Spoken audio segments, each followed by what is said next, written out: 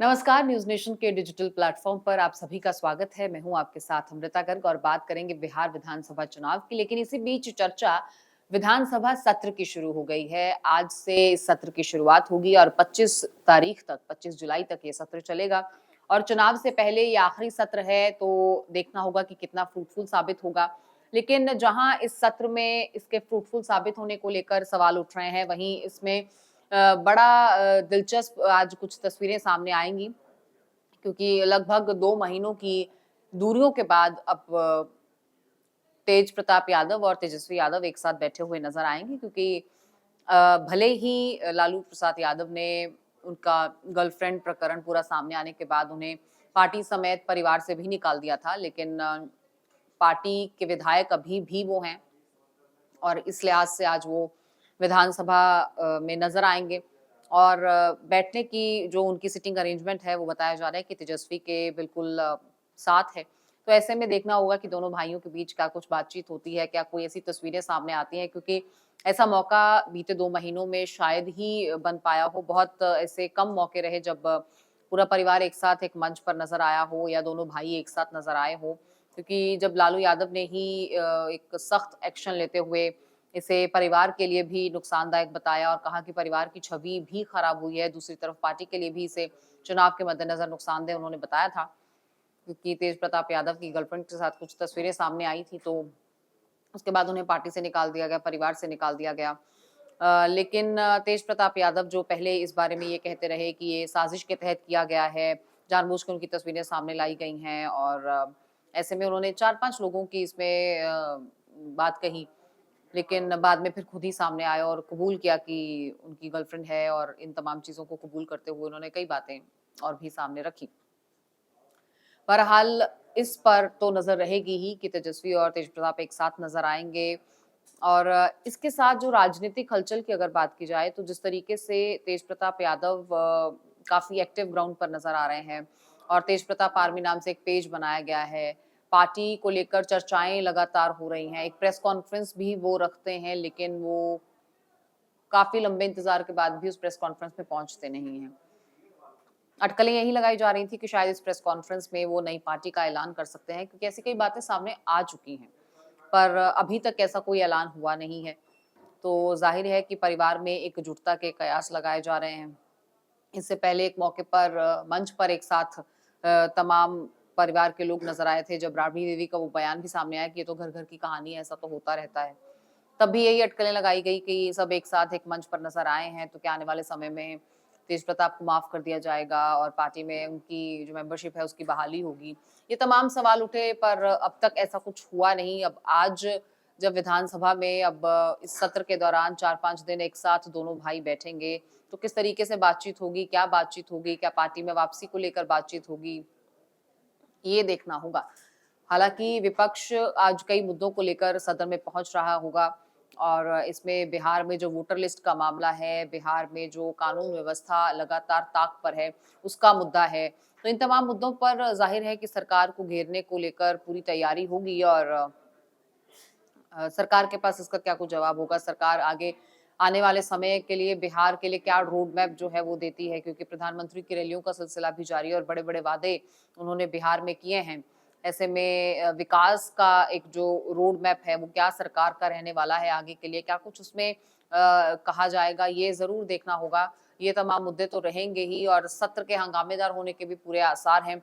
और जहां इन मुद्दों पर हम देख रहे हैं कि तेजस्वी यादव बड़े मुखर होकर सरकार को घेर रहे हैं, वहीं तेज प्रताप यादव भी लगातार इन मुद्दों को लेकर सरकार की घेराबंदी कर रहे हैं और कई सवाल उठा रहे हैं। अब मॉनसून सत्र में बैठने की व्यवस्था तो दोनों भाइयों की एक साथ है, जाहिर है बातें भी एक सी होंगी, लेकिन क्या इसमें पार्टी एक हो पाएगी? क्योंकि तेज प्रताप यादव को लेकर जो अटकलें बार-बार लगाई जा रही हैं, उन्हें लालू यादव माफ नहीं करेंगे या वो वापसी नहीं हो पाएगी।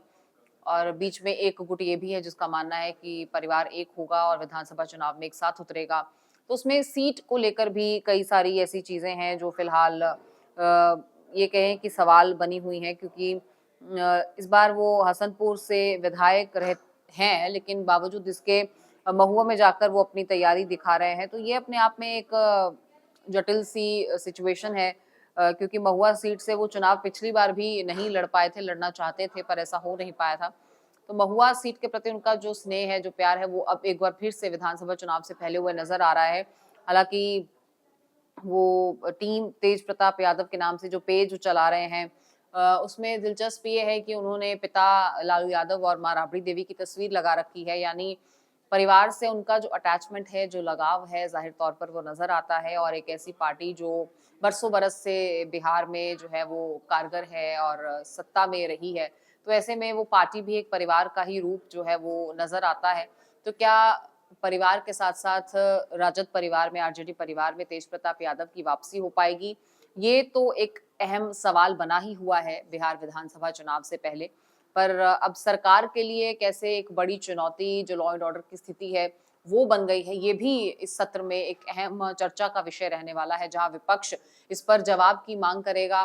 क्योंकि खुद अगर बीजेपी की बात की जाए तो बीजेपी के साथ जो एनडीए के तमाम जो दल हैं, उन दलों से भी लगातार ये आवाजें उठ रही हैं कि आखिर बिहार पुलिस क्या कर रही है। For example Chirag Paswan bar bar Bihar police को कटघरे में खड़ा कर रहे हैं।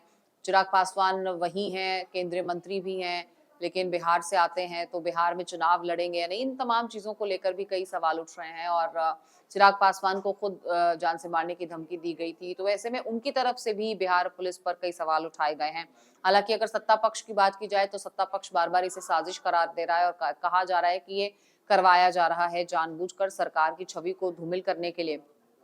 लेकिन एक बात तो तय है कि लोग मर रहे हैं, बिहार में गोलियां चल रही हैं और चुनाव इतने निकट हो तो बहुत मामूली सी जो बात है, मामूली सी वारदातें हैं, चेन स्नैचिंग, चोरी की घटनाएं, इन तमाम घटनाओं को लेकर ही सवाल उठने लगते हैं। यहाँ तो गोलियां चल रही हैं सीधे-सीधे। और बीते 2 महीनों की बात की जाए तो बिहार में कुछ ज्यादा ही लॉ एंड ऑर्डर की स्थिति को जो है वो हम देख रहे हैं कि किस तरीके से तार-तार किया जा रहा है। कहीं पर भी आपको कानून व्यवस्था नजर नहीं आती। अब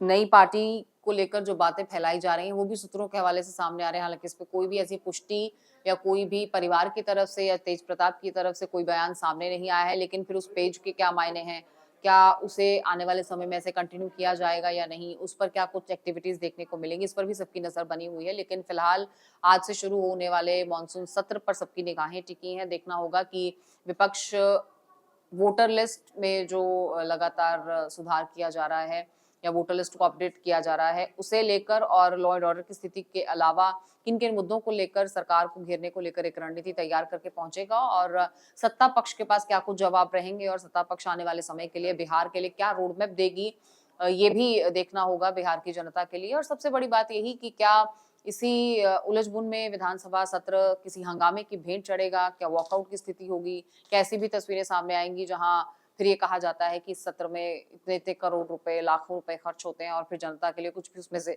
निकल कर सामने नहीं आता। उम्मीद करते हैं कि ऐसी तस्वीरें ना बने। बहरहाल देखना होगा कि किस तरीके से इस सत्र को फ्रूटफुल साबित करते हैं दोनों ही तरफ से नेता।